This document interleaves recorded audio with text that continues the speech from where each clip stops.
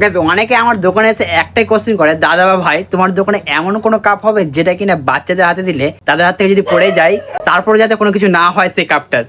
So এই কথাটা শুনে অনেক ভাবনা চিন্তা করার পর, অনেক খোঁজ খবর নেওয়ার পর ফাইনালি কিন্তু আজকে একটা কাপ পেয়েছি, আর সেই কাপটা তোমাদেরকে আমি দেখাবো আজকে, চলো।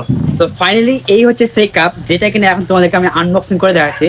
সো এই কাপটা কিন্তু খোঁজার জন্য অনেক আমাকে মানে চেষ্টা করতে হয়েছে, অনেক খোঁজ খবর নেওয়ার পর এই আমি কাপটা পেয়েছি।